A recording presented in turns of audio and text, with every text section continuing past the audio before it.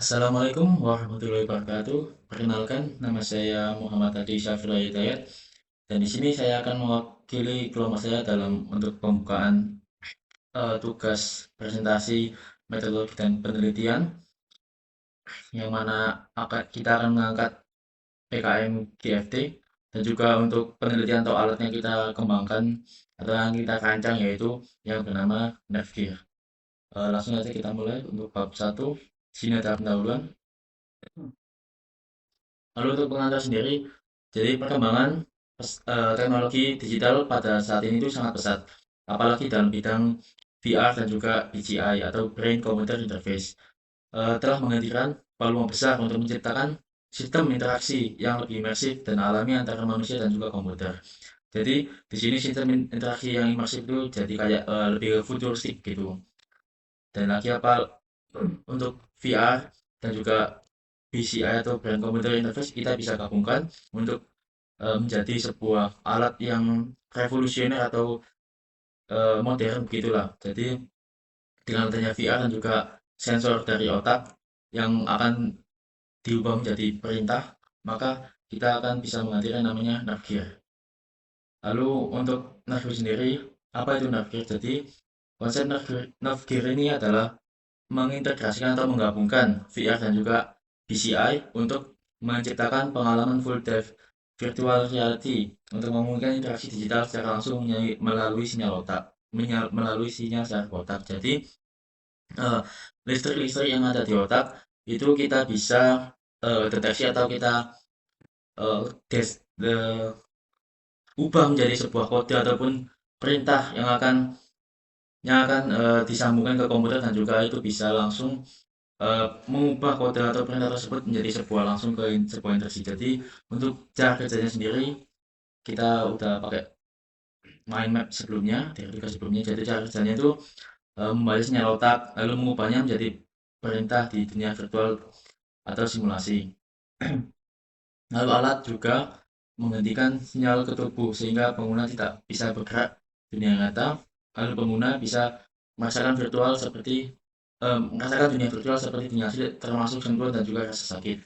Jadi kalau mungkin sedikit ambigu kita analogikan lagi.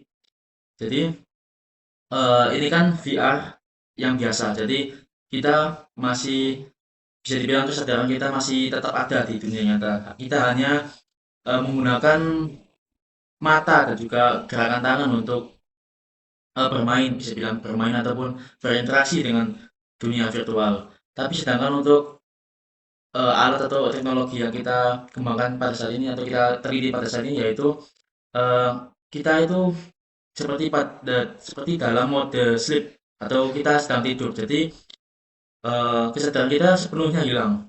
Tapi kesadaran kita itu nggak sepenuhnya hilang, tapi digantikan ke VR tapi mode dream atau mode mimpi. Jadi kita dalam mimpi kita masih bisa menggerakkan sesuai keinginan kita melalui yaitu tadi mengubah listrik dari atau sinyal-sinyal otak dari otak ke komputer melalui teknologi gabungan dari VR dan juga BCI. Lalu untuk karakteristiknya sendiri yaitu berbentuk helm atau kacamata sesuai ini kurang lebih gambarnya untuk eh, analogi ataupun contohnya atau mungkin simulasinya itu seperti ini. Lalu terkoneksi dengan komputer dan juga internet, membaca sinyal dan aktivitas otak. Dalam dunia virtual dapat bergerak sesuai kehendak otak tanpa kelelahan secara fisik. Oke, jadi ini nyambung ke sebelumnya ya. Jadi kita tetap bisa merasakan sentuhan, bisa menyatakan merasakan rasa sakit, bahkan bersentuhan pada sesuatu seperti tumbuhan atau binatang ataupun sesama pengguna itu bisa merasakan. Tapi kita nggak bisa tetap nggak bisa merasa capek karena kita hanya berada di dalam mimpi gitu. Jadi sentuhan itu gimana? Jadi sentuhan itu dari otak kita convert ke perintah gitu. Lalu dalam dunia virtual dapat bergerak sesuai, oke udah tadi dunia virtual yang terhubung dengan alam bawah sadar dalam mimpi seperti yang saya jelaskan tadi. Lalu tujuannya sendiri menciptakan teknologi futuristik atau yang modern yang berhubungan langsung dengan otak. Lalu memberikan pengalaman pada seseorang dengan cara yang unik dapat digunakan tanpa mengganggu kehidupan gelap. Lalu untuk manfaat sendiri yaitu ada peluang-peluangnya yaitu antara lain yaitu e-sport ataupun kompetisi VR yang akan berkembang pesat dan jadi kalau sekarang kan pakainya komputer ataupun handphone secara langsung, tapi sekarang mungkin bisa eh, pakai pakai simulasi, hanya simulasi di dalam otak, dalam mimpi yang bisa dikembangkan untuk kompetisi.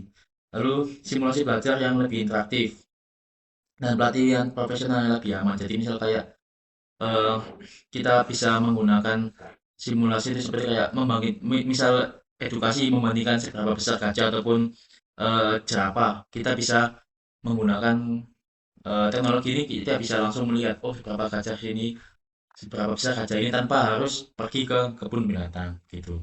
Lalu untuk pengobatan dan terapi PTSD ataupun trauma. Jadi di sini bisa dibilang juga salah satu metode pengobatan untuk mengobati rasa takut ataupun trauma yang pernah dialami dengan manipulasi pikiran atau otak dengan menggunakan teknologi ini. Lalu mungkin bisa rapat dan juga kerja jarak jauh lebih imersif dan juga interaktif. Jadi daripada Zoom yang kita hanya bisa melihat wajah ataupun yang hanya ada di depan kamera, kita bisa melihat seluruh tubuh dan juga seluruh aktivitas yang kita lakukan ketika rapat tersebut dan juga karena ini dalam dunia mimpi kita nggak terganggu gitu. Jadi full kita bisa fokus rapat dan juga pengalaman kita untuk rapat bisa jauh lebih menarik gitu. Mungkin kita nggak hanya rapat di kantor, mungkin kita bisa ubah backgroundnya rapat di tengah laut atau mungkin dimanapun itu sesuai keinginan kita. Namanya juga kita dalam mimpi kita bisa berandai-andai atau mungkin sesuatu yang bisa tidak mungkin bisa dimungkin walaupun itu hanya sekedar simulasi. Eh, untuk pengantar bab satu sekian dari saya. Saya akan berikan ke teman saya untuk melanjutkan. Oke, sebelumnya perkenalkan nama saya Devi Manda. Oke, saya akan menjelaskan bab 2 yaitu yang pertama gagasan. Oke, yang pertama latar belakang pemicu. Itu yang pertama ketergantungan masyarakat terhadap teknologi digital meningkat dalam aktivitas komunikasi, hiburan dan pembelajaran. Mungkin untuk contohnya yaitu kayak dalam komunikasi kayak Google sorry, Zoom, terus untuk hiburan seperti Netflix dan pembelajaran seperti Google Classroom. Dan untuk selanjutnya teknologi otak komputer BCI menjadi alternatif yang menjanjikan karena mampu merespon kondisi mental pengguna secara real time. Dan untuk contohnya yaitu mungkin apa ya? Emotive insights, yaitu kayak bisa membaca gelombang otak lah kurang lebih seperti itu. Dan untuk selanjutnya itu inspirasi gagasan Gates sendiri berasal dari tren global seperti Neuralink dan perangkat X-Men yang membuktikan bahwa BCI non-invasif sudah nyata dan berkembang. Nah untuk sebenarnya itu sudah catatan X-Men ya. X-Men itu kayak kita bisa apa ya menggerakkan layar tanpa menyentuh layarnya jadi kayak menggunakan kayak dari otak lah gitu ini kurang lebih kayak gitu. Oke untuk selanjutnya permasalahan dan solusi dari permasalahan diangkat untuk yang pertama itu kontrol dan otak. Di sini pengguna bisa mengendalikan dunia virtual ya, dengan pikiran tanpa perlu alat seperti keyboard atau joystick yaitu seperti kayak contohnya tadi yang next man. Terus selanjutnya tanpa alat fisik dan itu semua perintah dikirim lewat sinyal otak dan membuat interaksi lebih alami dan cepat. Selanjutnya diperkuat kecerdasan buatan AI, yaitu sistem akan mempelajari pola otak pengguna sehingga pengguna nama digunakan semakin pintar merespon untuk kebutuhan pengguna sendiri. Dan selanjutnya teknologi cloud dan 4G. Data pengguna disimpan secara aman di cloud dan koneksi 5G memungkinkan pengalaman virtual yang cepat dan stabil. Di sini untuk yang terlibat dalam pembuatan Navigator sendiri yaitu yang pertama mungkin saya jelaskan implementasinya dulu. Implementasi Navigator melibatkan berbagai pihak, yaitu yang pertama ahli teknik yang bertugas merancang sistem agar aman dan responsif, BPPTP, BPPT, membantu menguji dan validasi teknologi, dan pemerintah memberi dukungan kebijakan dan pendanaan riset, lalu ahli psikologi seperti rumah sakit dan klinik jadi mitra uji coba terapi. Dalam kolaborasi ini penting agar produk kita yang kita buat dapat diterapkan secara luas dan aman di masyarakat. Di sini jelas ya untuk pihak yaitu yang pertama ahli teknik dan peran kontribusinya yaitu merancang alat, integrasi komponen, dan memastikan keamanan sistem. Untuk BPPT yaitu dicoba validasi teknologi dan penerbitan izin distribusi. Untuk pemerintah sendiri dan riset teknologi dan kominfo, yaitu mendukung regulasi, kebijakan inovasi, dan pendanaan riset. Dan untuk ahli psikologinya sendiri, yaitu memberikan wawasan ilmiah, data empiris, serta mendampingi uji coba terapi. Dan untuk selanjutnya mungkin bisa cerita untuk kelompok saya. Assalamualaikum warahmatullahi wabarakatuh. Saya Rizal Rifki Ramadhani dengan NIM 148230009. Saya di sini akan melanjutkan presentasi dari teman saya tadi. Oke, langsung saja kita masuk ke sebuah langkah strategis untuk implementasi gagasan. Langkah strategis yang pertama yaitu kita bisa mengumpulkan kajian literatur ilmiah yang mana itu berkaitan dengan BCI, EEG, dan VR. Kemudian langkah kedua kita bisa desain konseptual dan pemodelan awal dari sistem Navigator terlebih dahulu. Dan yang ketiga dilanjutkan pengembangan dan integrasi modul perangkat. Untuk pengembangan sendiri seperti yang tadi dijelasin teman saya, kita menggunakan bantuan dari tenaga ahli. Dan kemudian yang keempat, kita lakukan uji coba. Kita lakukan uji coba di lingkungan akademik atau di laboratorium riset, yang mana ini juga akan dilakukan oleh tenaga ahli juga. Dan langkah terakhir, kita lakukan evaluasi performa sistem. Jadi kita tes, kita eval lagi mengenai Navigator tadi. Kita analisa efektivitasnya, kita tes eh, fungsionalitasnya, semua kita tes. Kemudian kita susun laporan akhirnya. Selanjutnya yaitu teknologi dan penelitian terdahulu. Yang pertama ada penelitian VR oleh Munadi. VR ini efektif digunakan untuk menciptakan dunia virtual. Jadi intinya sendiri VR itu memberikan dunia digital yang bisa dirasakan ketika kita di dunia nyata.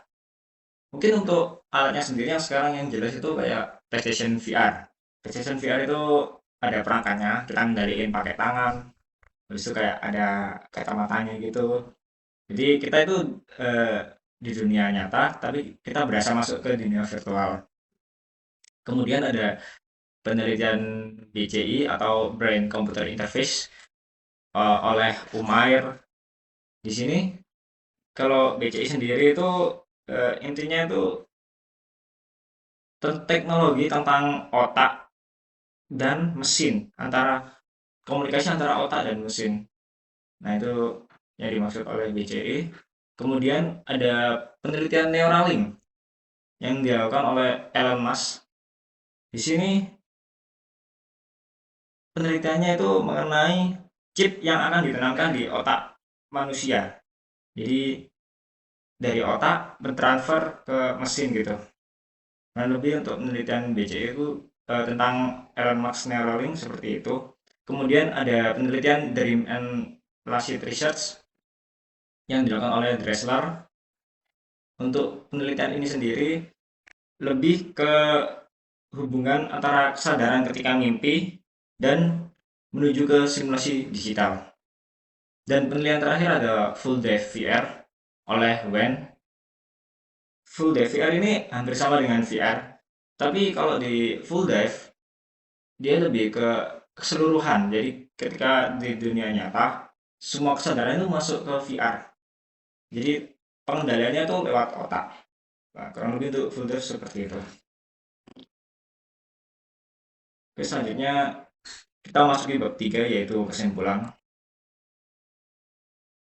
Kesimpulan yang didapat yaitu gagasan mengenai Navigator ini melakukan combo dari banyak teknologi. Ada BCI, ada sinyal EEG, dan teknologi VR.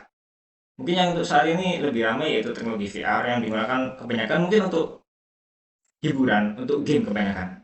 Tapi di lain sisi VR juga bisa untuk terapi kesehatan mental juga bisa. Terus untuk media pembelajaran bahkan ada tes-tes buat nyetir gitu juga bisa pakai VR. Nah, dari VR ini kita mau kembangin nih menjadi full dive. Full dive ini kita ngendaliin VR itu hanya lewat otak.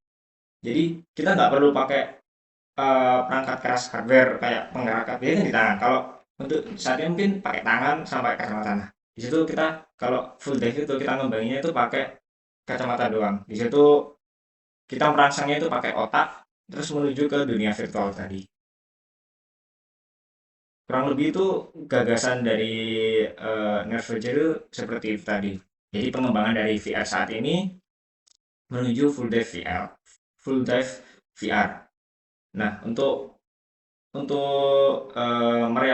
merealisasikan hal ini, kita bisa dapat melalui riset, kemudian perancangan, kemudian kita lakukan dengan kolaborasi dengan pihak-pihak terkait tadi, seperti tenaga ahli, atau pemerintah, atau bahkan kita bisa minta tolong untuk orang-orang psikologi, supaya kita juga dapat tahu tentang mental, tentang penggunaan otak gitu. Jadi untuk keamanan itu sendiri. Dan kita harap Nervager ini dapat menghasilkan prototipe awal yang mampu memberikan solusi untuk perkembangan teknologi di Indonesia. Jadi kita harap juga Nervager ini jadi peluang emas untuk perkembangan teknologi di Indonesia terlebih, dan itu dapat melakukan langkah awal untuk peningkatan teknologi di negara ini. Kemudian ada daftar pustaka. Ini kurang lebih daftar pustaka yang kita masukkan, referensi kita membuat ini.